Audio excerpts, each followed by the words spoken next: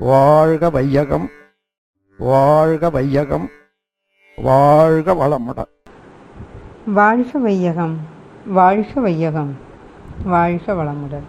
குரு வாழ்க, குருவே துணை. சொத்து அப்படின்னு சொல்கிறாங்க.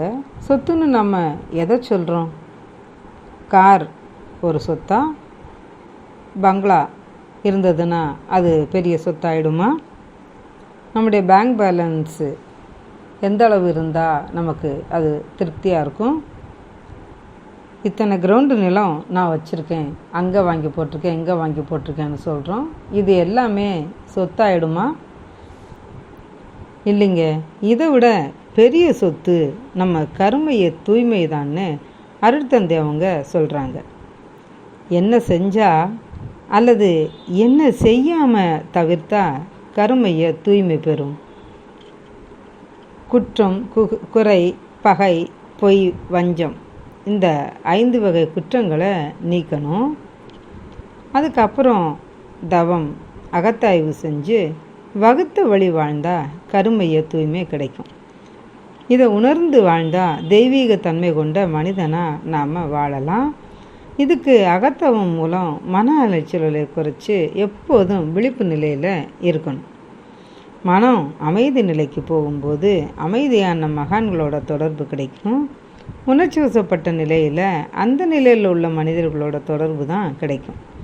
அந்த நிலையிலேயே நம்ம தொடர்பு கொண்டோமானா செய்யத்தகாத செயல்களை தான் நாம் செய்வோம். பதிவுகள் கூடிக்கிட்டே போகும். கருமைய தூய்மை எப்படி கிடைக்கும்?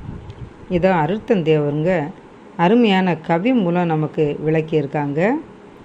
குருபிரானுடைய அருட்குரலிலேயே அதை கேட்போம். வாழ்க வளமுடன். என்ன தேவை? கருமையும் தூய்மையாக இருக்கணும். வேற எந்த சொத்து நமக்கு அதிகமாக வேண்டாம் என்ற அளவு வந்தால் என்ன செய்தால் அந்த தூய்மை உண்டாகும், என்ன செய்யாமல் போனால் அந்த தூய்மை உண்டாகும் என்றதை தெரிந்து கொண்டால் மனிதனுடைய செயல் திட்டங்கள் அத்தனையும் முறையாக மாறி தெய்வீக மனிதனாக மாறிவிடலாம். மனிதன் சுருக்கமாக அது எல்லாருக்கும் பயன்படுமாறு ஒரு கவி இருக்கு. நமக்கு மன அலைச்சூழலை அதிகப்படுத்தி மறைச்சி, அதாவது உண்மைகளை மறைச்சி வைக்கிறதுக்கு உணர்ச்சி வயப்பட்ட செயல்கள். அந்த உணர்ச்சி வயப்பட்ட செயல்களை நாம் தவிர்த்து விட்டால் அப்ப என்ன? அங்கதான் கருமையும் தூய்மையாக முடியும். அதை இங்கே குறிப்பாக சொல்லியிருக்க. குற்றம், குறை, பகை, பொய், வஞ்சம் 5 ஒழித்து. பிறர் மேல குற்றம் சொல்றோம்னு சொன்னா அந்த குற்றமாக மாறித்தானே நம்முடைய மனம் அவன் குற்றம் செய்தான்னு சொல்லுது. கவனிச்சு பாருங்க. எந்த செயல் குற்றம்னு சொல்றனோ அந்த செயல் அந்த குற்றம் என்ற அளவா நான் மாறிடுறேன். அப்படி பார்க்கிற போது யாருக்கு என்ன செய்தாலும் அது என்னையும் சேர்த்துத்தான் நான் அதை செய்யறேன். அந்த அளவுக்கு வர்ற போது எல்லாரும் இன்னும் இருக்க வாழ்வது நினைப்பதே அல்லாது வேறொன்றறியேன் பராபரமே என்று ஒரு காலத்துல சொன்னாங்களே, அந்த மாதிரி எல்லாரும் என்புற்று இருக்க வேண்டும் என்று யாருக்கு நினைவில்லை? எல்லாருக்கும் இருக்கிறது. அது அப்படியே செய்துவிட முடியுமா? அப்படி பண்ண முடியாது. அவரவர்களும் உணர்ந்து திருந்தி வாழ்க்கையில கொண்டு வர்ற போதும் வாழ்க்கையில கொண்டு வரக்கூடிய ஒரு தத்துவமோ ஒரு ஞானமோ செயல் திட்டமும் தான் பண்பாடுன்னு சொல்றோம். பண்பாடு சாதாரணமா புத்தகம் படிக்கிறதுனாலேயோ மற்றதுனாலேயோ வரல. இது பயிற்சியின் மூலமாக பண்பட்டுத்தான் பண்பாடு. அந்த அளவுக்கு பண்பாட்டை உயர்த்தணும்னு சொன்னா 5 வகையான குற்றங்களை நாம் குறைத்து கொள்ளணும் அல்லது இல்லாமலே செய்திருக்கணும். இது தேவையானு பாருங்க. குற்றம், குறை, பகை, பொய், வஞ்சம் தேவைதானா? இல்லாத வாழலாம். இதை ஒழிச்சிட்டா அடுத்தபடி நற்றவம், நட்புணர்வு, நலம் பிறர்க்கு செய் தகுதி, ஞான நெறி, நாட்டமோடு மன்னிப்பு 5 பெற்று அதன்படி வாழ்ந்தால் பேரற வாழ்வாகும் அது. கற்றிடுவோம், கற்றபடி வாழ்ந்திடுவோம், கருமைய தூய்மை கொண்டு. இந்த கருமைய தூய்மை, கருமையத்தை பற்றியும் இவ்வளவு காலம் விஞ்ஞானமோ மெஞ்ஞானமோ எடுக்கவே இல்லை. விஞ்ஞானம் எடுத்தாலும் அது ஏதோ ஜெனட்டிக் சென்டர் என்ற ஒரு வச்சு அதில் சில அணுக்கள் தான் அந்தந்த வேலை செய்துன்றதை எடுத்திருக்காங்க. அது மூலமாக நடக்குது சரி, ஆனால் அதை மாற்றி அமைச்சுட்டா போறாது. அதற்காகத்தான் மன அலைச்சூழலை மாற்றி உண்மையை அறியணும்னு சொன்னா, மன அலைச்சூழல் எது? கருமையத்திலேயே இருக்கக்கூடிய காந்தாற்றல் எதுவோ அதுவேதான் ஐயுணர்வாகவும் மெய்யுணர்வாக இருக்கக்கூடிய 6 வகையான இயக்கத்தில் இருக்கிறது.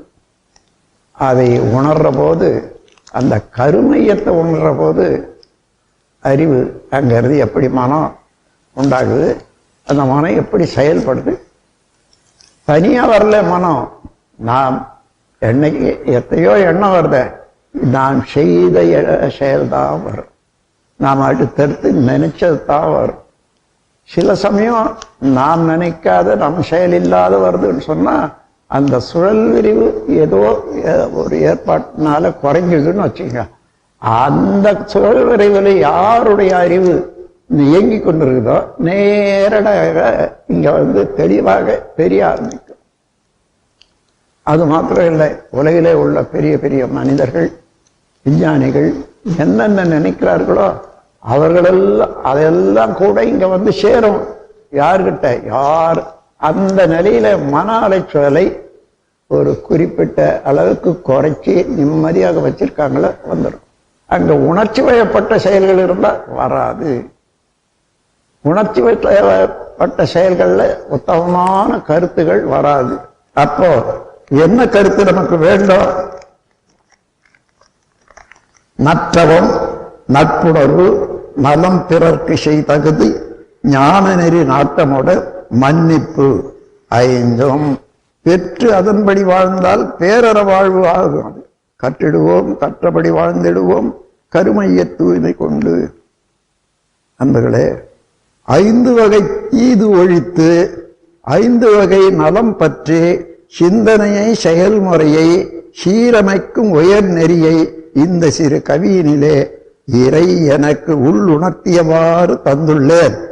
அன்பர்களே, தரமுணர்ந்து பயன் கொள்ளி. வாழ்க வளமுடன். ஸ்கை வேதாத்ரி அமுதம் சேனலை சப்ஸ்கிரைப் பண்ணாதவங்க சப்ஸ்கிரைப் பண்ணுங்க, பெல் பட்டனை டச் பண்ணுங்க. அப்போ தான் நாங்கள் போடுற எல்லா வீடியோஸும் உங்களுக்கு கிடைக்கும். நன்றி. வாழ்க வளமுடன்.